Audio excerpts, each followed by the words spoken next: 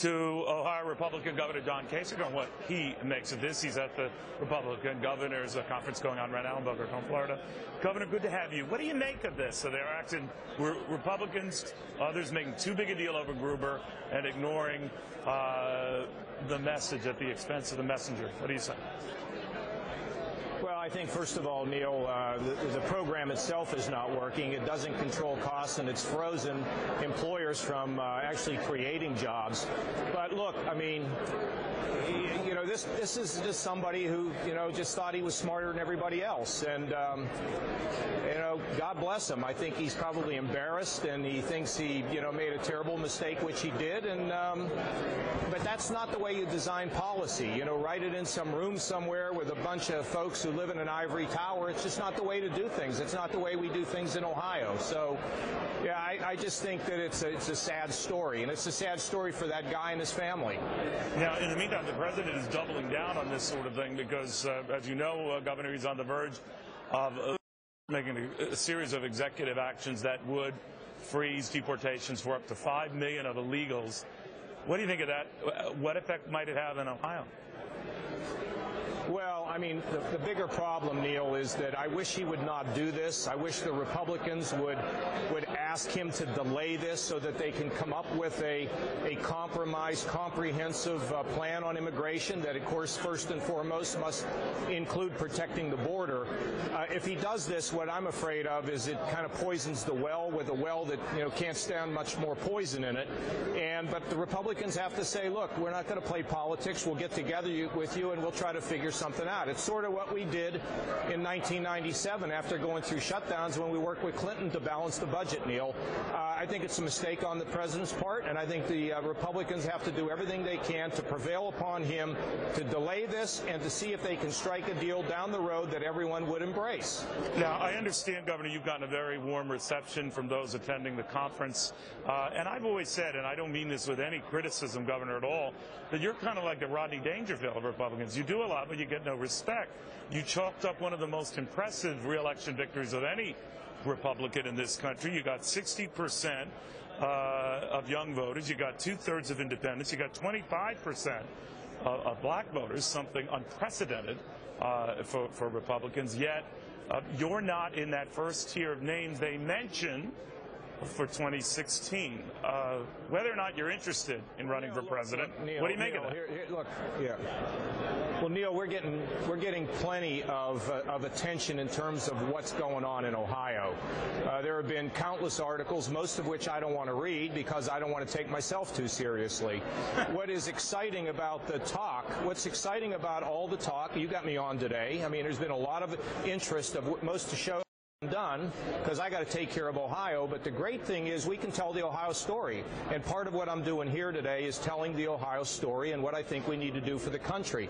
In terms of how people look at me, come on, Neil, you know me long enough. They like you today and they don't like you tomorrow. I mean, you just can't worry about that kind of stuff. And by the way, if that's what you're worried about, you're not going to be very effective as a leader. Do you think whoever does run with a Republican banner, better to be a governor than a senator than a congressman, because at least you can go back on a clear record, executive experience? Well, I mean, my feeling about that, Neil, is, you know, I was a legislator, a state legislator. I was a congressman. I'm a governor. And the difference between being a legislator and being a governor is no more than a difference between day and night.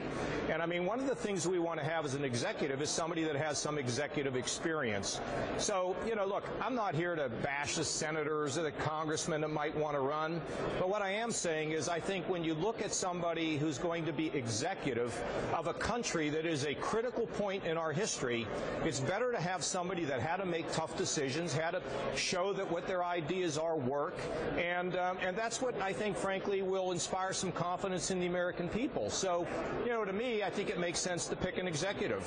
You know, Governor, you're famous for saying Republicans should be about this moral conservatism, and you said, I hope I quoted you correctly, when you go to heaven, I don't think a St. Peter is going to ask you, did you balance the budget?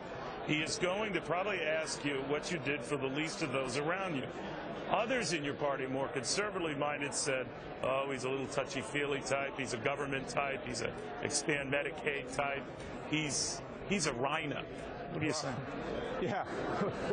Well, Neil, first of all, I was one of the chief architects of the last time we balanced the budget in Washington. And in 1997, it was the first time we had a balanced budget and great economic growth and paid down debt. In Ohio, I came in with an $8 billion hole. I'm now running $1.5 billion surplus. We've had the largest tax cuts in the country.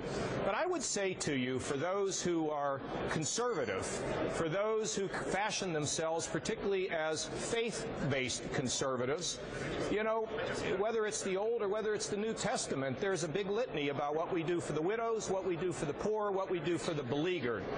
We hear it in the Sermon on the Mount. So to me, that really is conservatism. Help somebody, but don't let them be stuck where they are. Give them an opportunity to rise beyond their condition. But Neil, I got to tell you, mental illness, we promised those people things, and we've left them out in the cold or put them in the jail or they sleep under a bridge. To me, it is conservative to say everyone is made in the image of God and everyone deserves a chance, and sometimes if they're not being helped any other way, then we got to get the government to partner and to help those folks. To me, that is conservatism. That's what Ronald Reagan believed, and I knew Ronald Reagan. And by the way, you're no Ronald Reagan. So when I hear Scott Walker say, Governor, that caring for the poor isn't the same as taking money from the federal government to lock more people into Medicaid, what do you say? Well, I don't get into back and forth with Scott. I think he's a very fine man, a good governor. But from my perspective, Neil, look, I'm not promoting a federal balanced budget. We passed it in our state. We're going to pass it around the country.